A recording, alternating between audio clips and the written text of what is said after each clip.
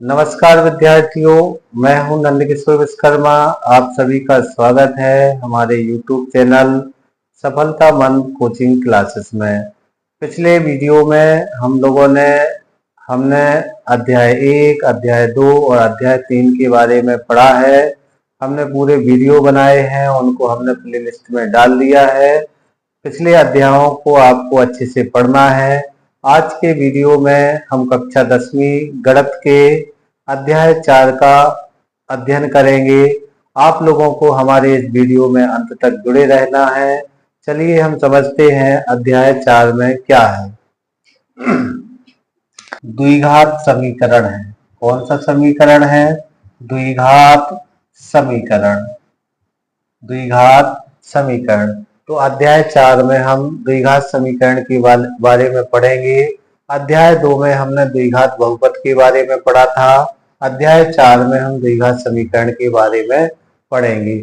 सबसे पहले हम द्विघात बहुपद और द्विघात समीकरण में अंतर समझ लेते हैं कि इन दोनों में अंतर क्या है। तो देखिए यहाँ पर ये हमने आपका लिखा द्विघात बहुपद। क्या लिखा? द्विघात बहुपद। और यहाँ पर हमने लिखा आपका द्विघात समीकरण। द्विघात समीकरण। द्विघात बहुपद में क्या होगा? इसमें चर राशि की अधिकतम घात 2 होगी, तो इसमें भी चर राशि की अधिकतम घात 2 होगी। यानी इसमें चर राशि की घात जो होगी, किसकी? चर की अधिकतम घात जो होगी वो कितनी होगी? 2 होगी। और द्विघात समीकरण में भी घात अधिकतम कितनी होगी? 2 होती है। एक चीज इसमें कॉमन रहती है, यानी जो घात होगी चर राशि की, दोनों में क्या होगी? सेम होगी।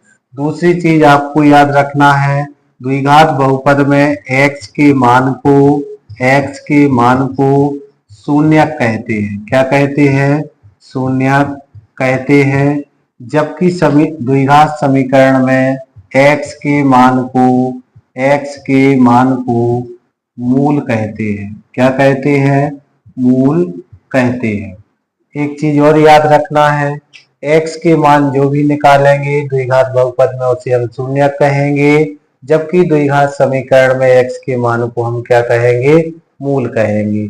कोई भी द्विघात बहुपद का जो मानक रूप होता है वो ax square plus bx plus c होता है। ये किसके बराबर होगा? px के बराबर होगा। जबकि समीकरण में क्या होगा? ax square plus bx plus c बराबर में 0 होगा। तो अगर आपको बराबर में 0 आ जाता है तो अपन समझ जाएंगे कि ये कौन सा समीकरण है? द्विघात समीकरण है। तो इस तरीके से अपन द्विघात बहुपद और द्विघात समीकरण में अंतर और समानता को समझ सकते हैं। देखिए यहाँ पर जैसे आप लोगों ने द्विघात बहुपद के 2 शून्यकों के बारे में पढ़ा है, इसके शून्यक हम अल्फा बीटा मानते हैं। इसी तरीके से इस समीकरण के हम 2 मूल, इसमें क्या मानेंगे? मूल मानेंगे। इसमें क्या मानेंगे? शून्यक। तो इसमें मूल हम क्या मानेंगे? अल्फा और बीटा मान लेंगे।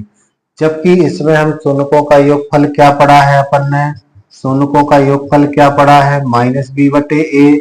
और इसमें मूलों का योगफल भी क्या हो जाएगा? -b/a। और गुणनफल क्या होगा? अल्फा इंटू बीटा बराबर c/a और अल्फा इंटू बीटा बराबर c/a। तो ये कुछ इन दोनों में कॉमन है और कुछ अलग है। तो द्विघात समीकरण में आपको केवल इतना अंतर समझना है कि बहुपद को अगर हम 0 के बराबर रख दें तो वो आपका समीकरण बन जाएगा, और 0 के बराबर अगर हम नहीं रखते हैं तो वो अपना क्या रहेगा? बहुपद रहेगा। तो द्विघात समीकरण एक ऐसा समीकरण होगा जिसमें चर राशि की अधिकतम घात कितनी होगी? 2 होगी। इसी तरीके से हम रैखिक बहुपद जो हमने पढ़ा है, रैखिक समीकरण पढ़ा है, उसको भी याद कर सकते हैं। हमने अध्याय में जो भी परिभाषाएं पढ़ी हैं वो हम सभी को अगर बहुपद को 0 के बराबर रख दें तो वो हमारी समीकरण की परिभाषाएं हो जाएंगी। तो इस तरीके से हम दोनों में अंतर को समझ सकते हैं। आइए अब हम कुछ परिभाषाओं को पढ़ते हैं।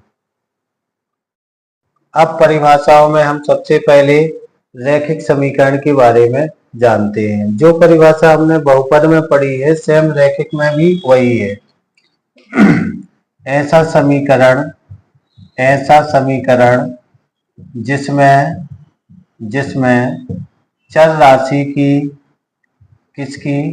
चर राशि की अधिकतम घात एक होती है रैखिक समीकरण कहलाता है। तो यही चीज याद रखना है, चर राशि को बस चेक करना है कि चर राशि की अधिकतम घात कितनी है, और अगर अधिकतम घात एक है तो उसे अपन क्या कहेंगे, रैखिक समीकरण। अगर आप लोग रैखिक समीकरण का मानक रूप लिखना चाहें, रैखिक समीकरण का मानक रूप तो ये हो जाएगा अपना ax प्लस बी बराबर में 0। तो इससे देखो यहाँ पर चर राशि x है, x की अधिकतम घात कितनी नजर आ रही, 1 आ रही है। तो ये वाला जो समीकरण है वो आपका कौन सा समीकरण है, रैखिक समीकरण है। इसी तरीके से दूसरी परिभाषा को जानते हैं। यहाँ पर हमने लिखी द्विघात समीकरण। कौन सा समीकरण, द्विघात समीकरण।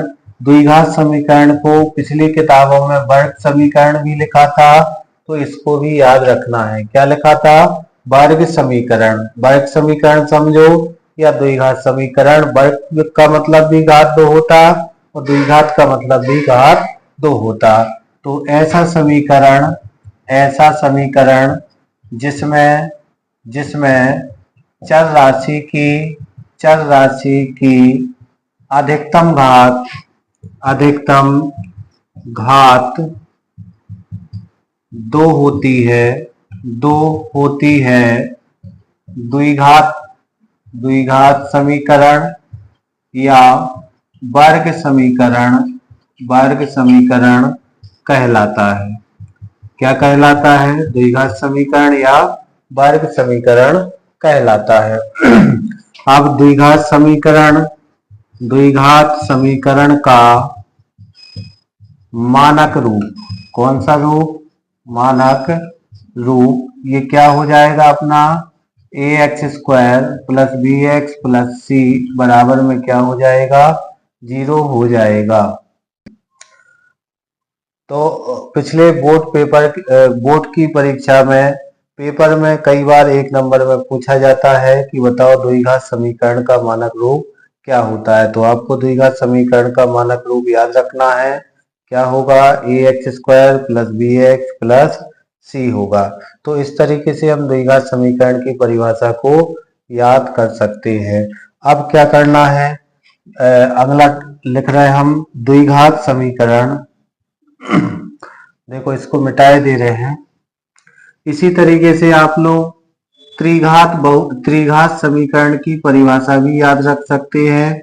ऐसा समीकरण जिसमें चर राशि की अधिकतम घात 3 होती है वो क्या कहलाएगा, त्रिघात समीकरण कहलाएगा। अब आपको नोट में ये चीज याद रखना है, यदि द्विघात समीकरण ax² plus bx plus c बराबर 0 के 2 मूल, कितने मूल, 2 मूल अल्फा व बीटा हो तो नंबर 1 में याद रखना है मूलों का योगफल। क्या याद रखना है, मूलों का योगफल। अब मूल क्या माने हैं हमने, अल्फा व बीटा, तो बराबर में लिखेंगे अल्फा प्लस बीटा। ये क्या हो जाएगा अपना -b/a। इसी तरीके से दूसरा हो जाएगा मूलों का गुणनफल। क्या हो जाएगा, मूलों का गुणनफल। ये होगा अपना अल्फा इंटू बीटा बराबर c/a। तो ये महत्वपूर्ण नोट है, इसको आप लोगों को अच्छे से याद करना है। अब हम दूसरा नोट लिखते हैं। यदि द्विघात समीकरण